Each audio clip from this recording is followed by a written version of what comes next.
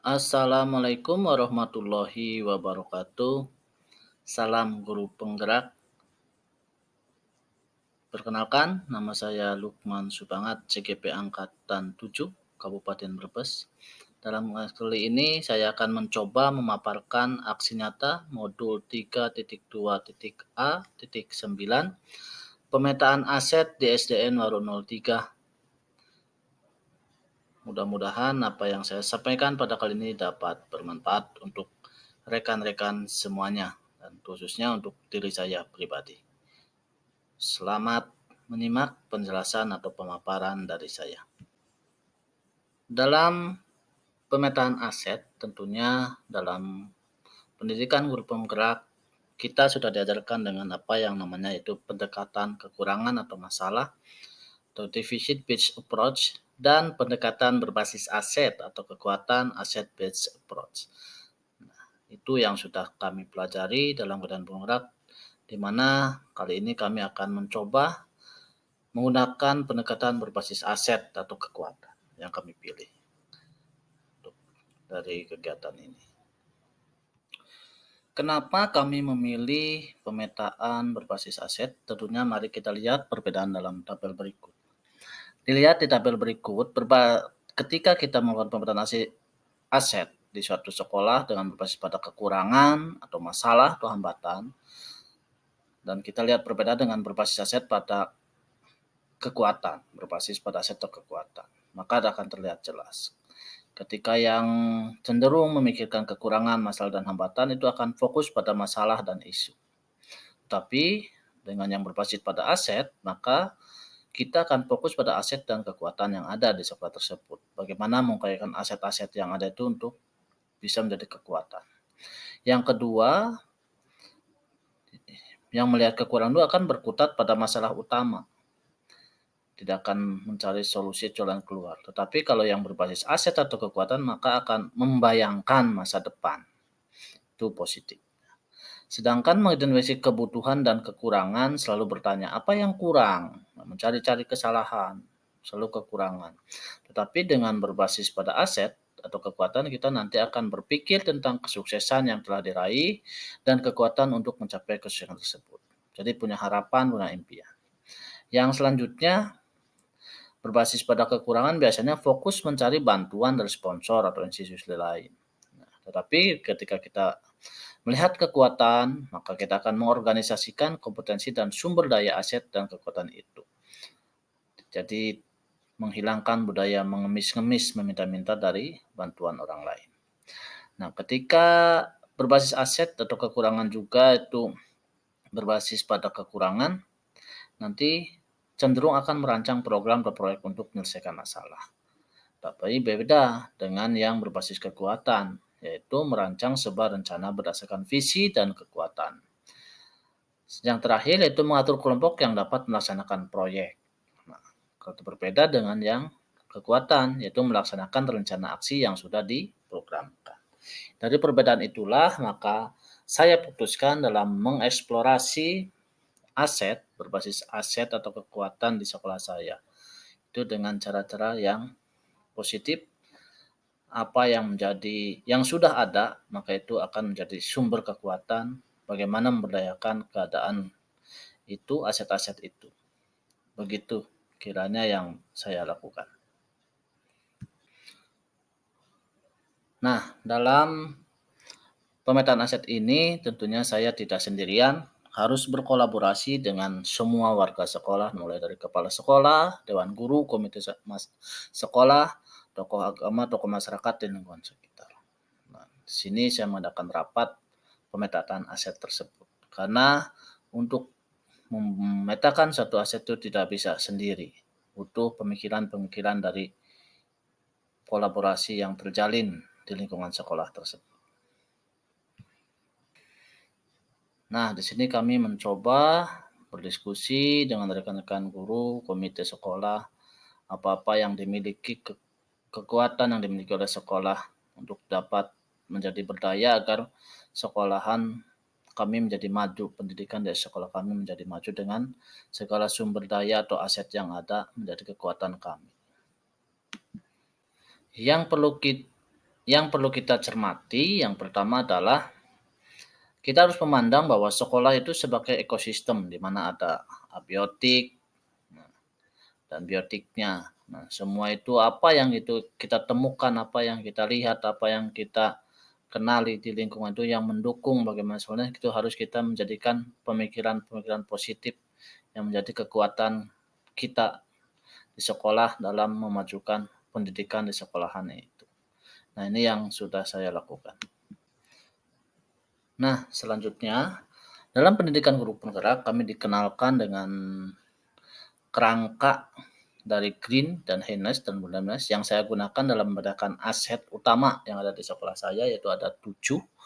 Yang pertama adalah modal manusia, yang kedua modal sosial, yang ketiga modal politik, yang keempat modal agama dan budaya, yang kelima modal fisik, dan yang keenam adalah modal lingkungan alam, dan yang terakhir yang ketujuh yaitu modal finansial. Tentunya ini adalah saling berkaitan ketujuh ini. Modal yang harus dimiliki oleh sekolah. Dari sini kita petakan satu persatu, mari kita simak penjelasannya yang sudah saya lakukan di SD Negeri Waru 03 ini.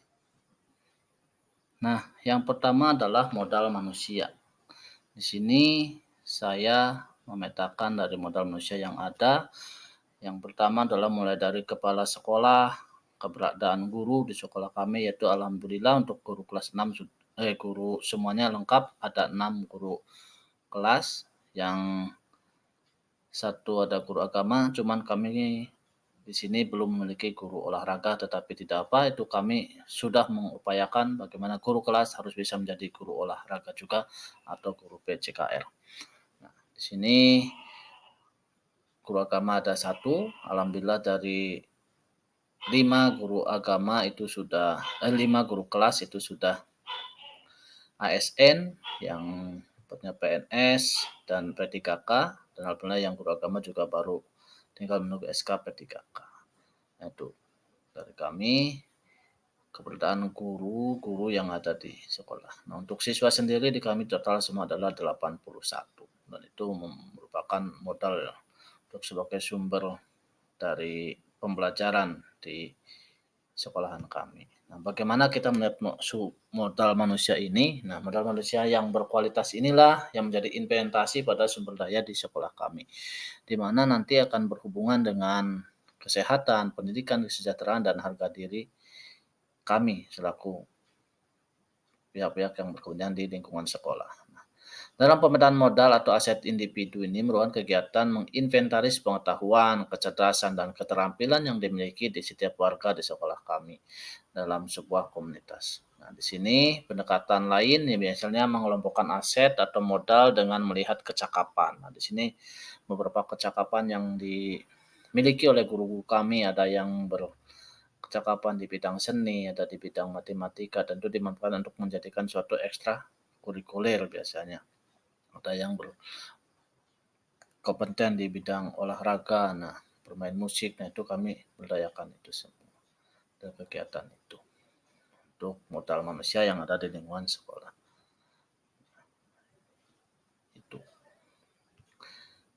Itu sedikit mengulas tentang modal manusia yang kami miliki di SD Waru 03.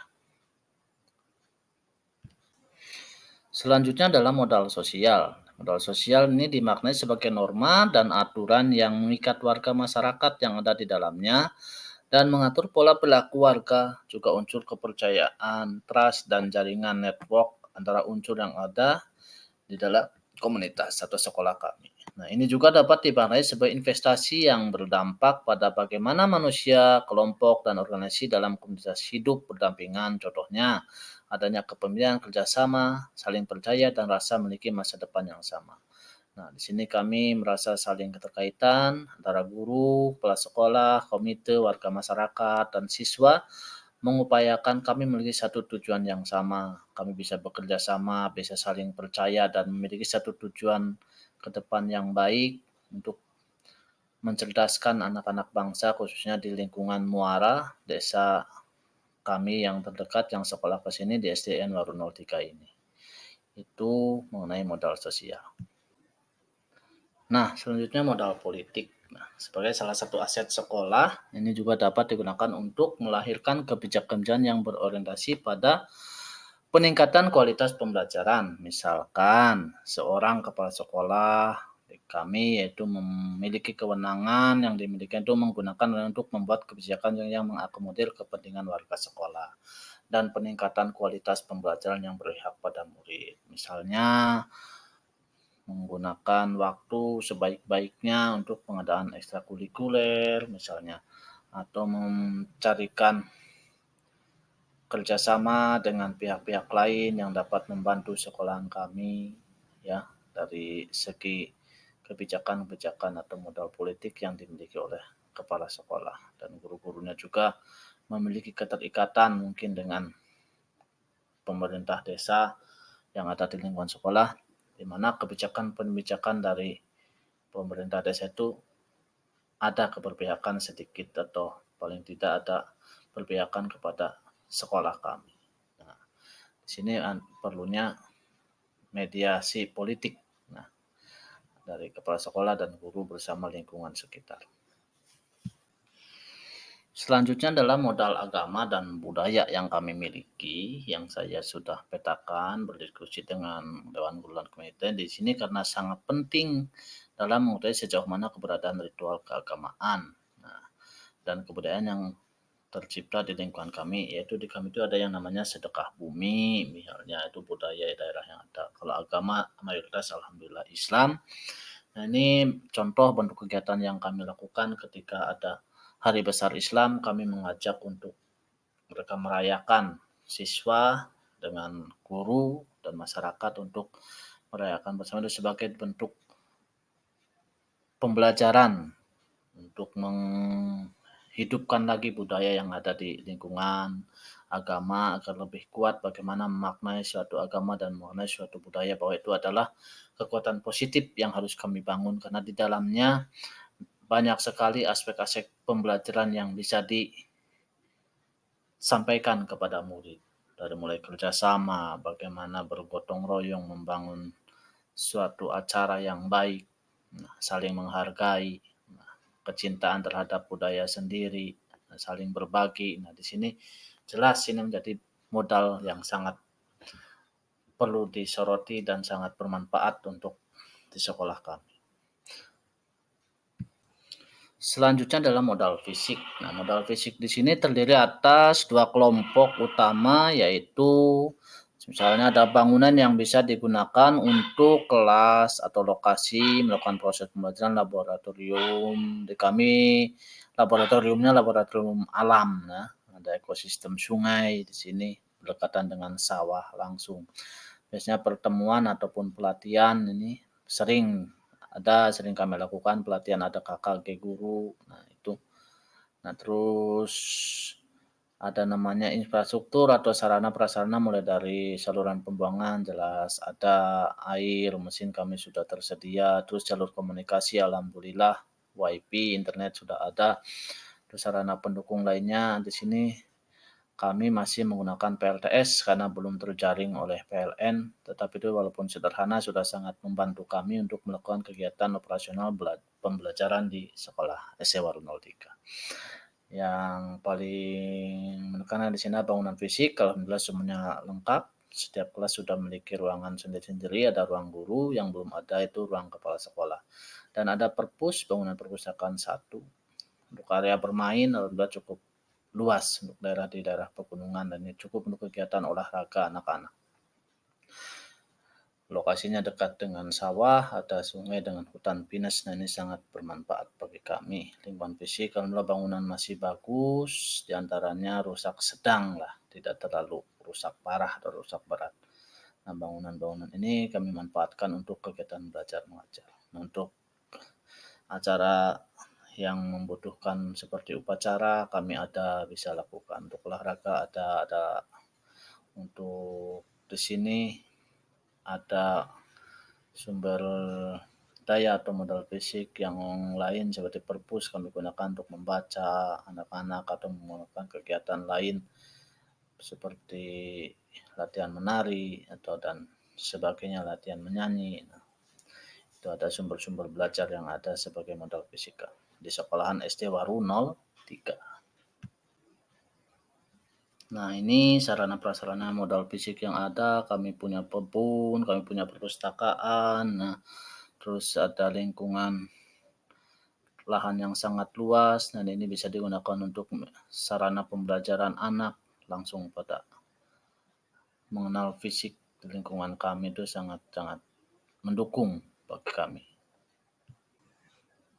Nah, ini karena keterbatasan jauh dari lingkungan masyarakat, ini ada sarana hanya berupa PLCD sederhana yang alhamdulillah yang saya rakit sendiri, walaupun belajar dari YouTube dari teman-teman bagaimana cara merakitnya ini alhamdulillah jadi dan bisa dimanfaatkan untuk sekedar menyalakan WiFi, mengecas laptop gitu, menyalakan proyektor walaupun sebentar ketika sedang panasnya kuat. Dan ini sampai bertahan sudah 3 tahun atau 4 tahun semenjak saya berada di sekolahan ini. Sangat sangat membantu walaupun sederhana. Selanjutnya itu modal lingkungan atau alam. Dan di sini kita lihat bisa berupa potensi yang belum diolah, memberi nilai ekonomi yang tinggi dalam upaya pelestarian alam. Nah, sekolahan kami itu dekat dengan sungai, dekat dengan sawah, terus ada hutan pinus. Nah, tanah untuk berkebun juga ada luas. Nah, kemudian juga bias kalau untuk dibuat empang juga kemungkinan bisa. Nah, untuk banyak kebun bambu juga dekat. Nah, bangunan juga masih layak untuk digunakan, tidak berbahaya untuk anak-anak. Cuman ini yang menjadi ini jauh dari lingkungan masyarakat dan ini membuat kegiatan pembelajaran menjadi damai menurut kami, dekat dengan alam gitu. Nah, lingkungan-lingkungan alam yang ada sekitar ini sering kami manfaatkan untuk kegiatan pembelajaran siswa yang berkaitan dengan lingkungan alam. Atau ketika anak sudah bosan di dalam kelas, maka kami ajak jalan keluar pembelajaran di luar kelas dan mereka sangat menyenangi kegiatan tersebut, menyukai kegiatan tersebut. Kegiatan-kegiatan fisik yang dilakukan seperti jalan kaki, jogging, terus belajar, dari hutan bisa sambil belajar, dari sungai bisa juga sambil belajar dengan ekosistem sungai, bagaimana menjaga kebersihan sungai, menjaga hutan agar terlindungi. Terus ketika ada Pak Tani, Ibu Tani yang sedang menanam padi atau memanen padi, di situ yang sedang menanam apapun tumbuh-tumbuhan yang ada di sawah, biasanya kami gunakan untuk sarana pembelajaran. Kami mencoba mereka berwawancara mengenai bagaimana bertani. Nah, itu sangat sangat membantu sekali untuk sekolahan ini. Kami manfaatkan kegiatan tersebut. Nah, terus ini kegiatan udaranya menjadi sejuk, anak-anak menjadi sehat. Nah, ini sangat luar biasa. Di lingkungan SD Waru 03 itu menjadi modal-modal yang sangat penting bagi kami. Kebersihan udara segar, kebutuhan oksigen sangatlah baik untuk membantu bagaimana kesehatan anak-anak. Nah, modal lingkungan ini karena dekat sekali dengan alam, jauh dari keramaian, nah ini menjadi hal yang sangat positif. Anak-anak bisa fokus belajar untuk melaksanakan kegiatan KBM juga nyaman, suasananya tenang. Itu yang paling sangat dirasakan. Nah, yang terakhir adalah modal finansial. Bagaimanapun suatu instansi sangat membutuhkan yang namanya finansial atau keuangan, dukungan keuangan yang dimiliki oleh suatu komunitas dan ini dapat untuk membiayai proses pembangunan dan kegiatan sebuah komunitas atau sekolah kami.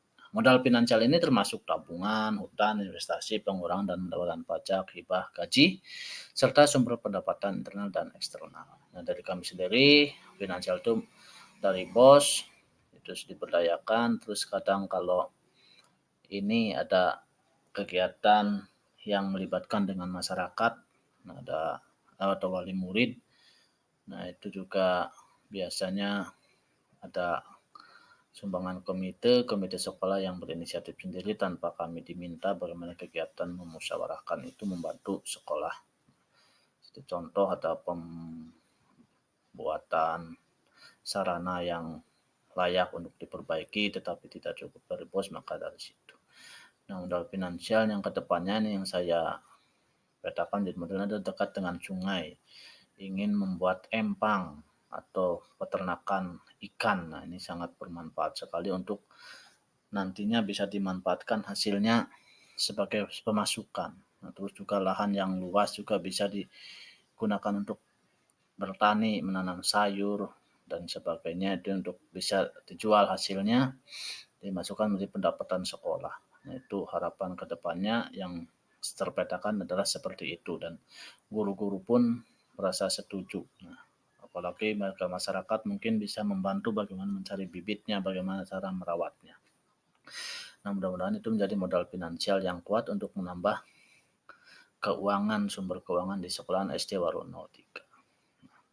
Itu yang bisa saya sampaikan dalam pemaparan kali ini. Mudah-mudahan segala kekurangan mohon dimaafkan karena saya masih dalam belajar untuk memetakan aset yang ada di sekolah ini sebagai sumber daya yang positif untuk kemajuan pendidikan di SD Warung 03. Apa yang menjadi pemikiran saya dan guru-guru dalam memetakan aset ini masih sangat-sangat jauh kekurangannya, dan ini mudah-mudahan menjadi pembelajaran supaya kami bisa lebih baik lagi ke depannya, lebih bisa memanfaatkan aset-aset yang ada dengan baik, dan itu yang berkepihak pada murid dan bisa menjadikan SD Warung 03 ini maju dalam bidang pendidikan. Dari saya cukup sekian, kurang lebihnya mohon maaf. Billahi taufiq wal hidayah. Wassalamualaikum warahmatullahi wabarakatuh.